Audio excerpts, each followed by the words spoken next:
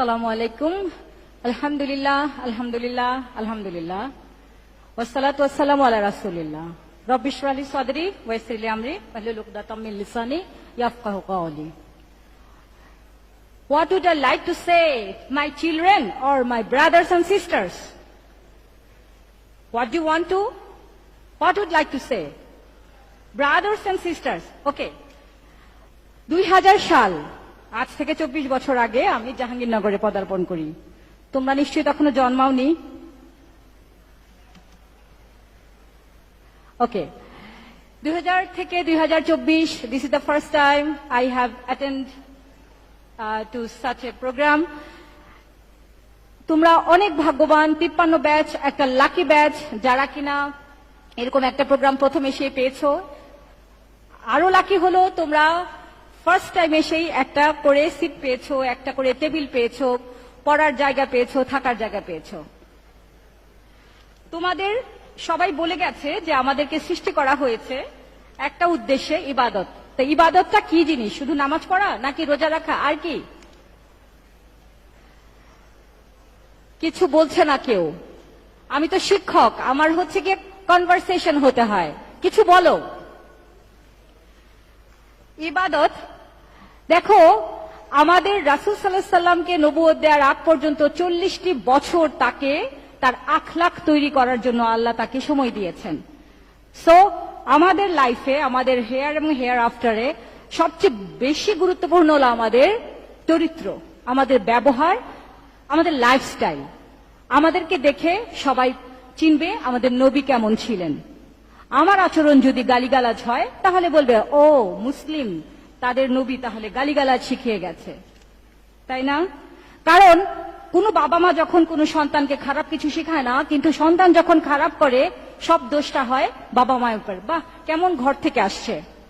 So আমাদের এই দিকটা একটু যতদিন আমরা বেঁচে থাকবো, হ্যাঁ, আমরা যেন খেয়াল রাখি যে এমন কোনো কাজ করব না যাতে আমার নবী সাল্লাল্লাহু আলাইহি সাল্লাম উনি কোনোভাবে অপমানিত হন। আমাদের হলে, আমাদের বিভাগে ছোট ভাইদের সাথে, বড় ভাইদের সাথে, ছোট আপু বোনদের সাথে, বড় বোনদের সাথে আমরা খুব বিনয় সহকারে কথা বলবো। খালা, মামা, অনেক কিছু আছে হলে, সবাইকে সালাম দিব। ছোটদেরকে না, সে কর্মচারী বলে তাকে সালাম দেওয়া যাবে না, এরকম কোথাও নাই, তাই না? যত বিনয়ী আপনি হবেন, যত আপনি জ্ঞানী হবেন, তত বিনয়ী বেশি হবেন আপনি।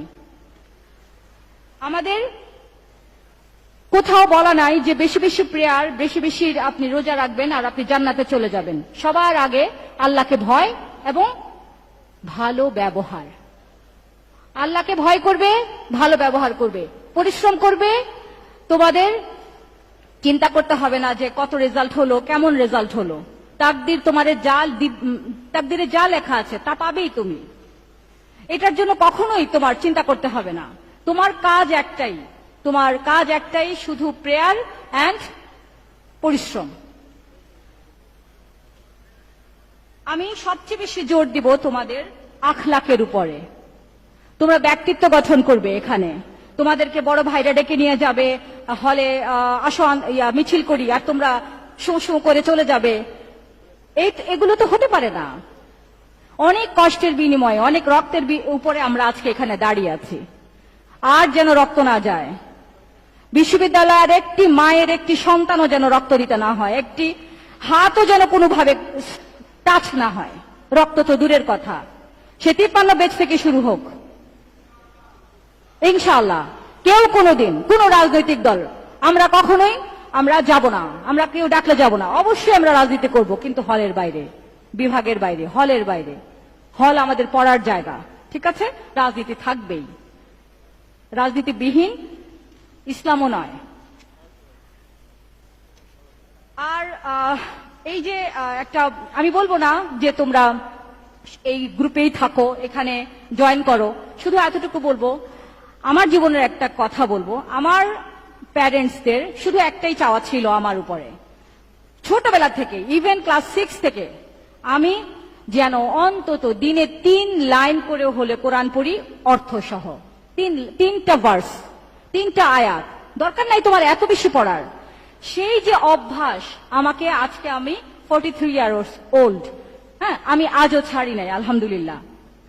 মাঝে মাঝে অবশ্যই হয়, ব্যস্ততায় অনেক সময় হয়ে ওঠে না, কিন্তু তোমাদের এই অভ্যাসটা গড়ে তুলতে হবে।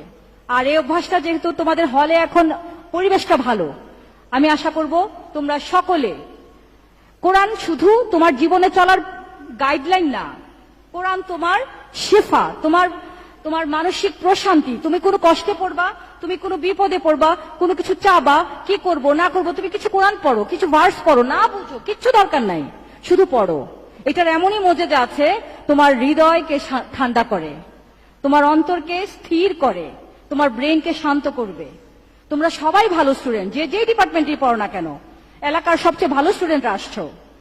তোমরা শুধু কোরআনকে নিয়ে বাঁচো, দেখো কি হয়। এই 53 ব্যাচ যেহেতু নতুন বাংলাদেশের নতুন ব্যাচ, আমরা অবশ্যই নতুন কিছু আশা করতে পারি। তোমাদের মঙ্গল কামনা করি, এবং সবশেষে দ্য ডিসিশন ইজ ইয়োর্স। কি করবা না করবা, তোমার জীবন তোমারই চালাতে হবে। এখানে বাবা নেই, মা নেই, তার মানে তুমি এমনই স্বাধীন হয়ে যাওনি যে যা ইচ্ছা তা করবে। তোমার কন্ট্রোল তোমার উপরে থাকতে হবে। তো তোমরা ভালো থাকো, ঠিক যে আমাদের প্রভিসি স্যার বলে গেলেন, 5 ওয়াক্ত নামাজটা কন্টিনিউ করার চেষ্টা করো, আর কোরআনের সাথে থাকো। ভালো থাকো, আল্লাহ হাফেজ, সালামু আলাইকুম।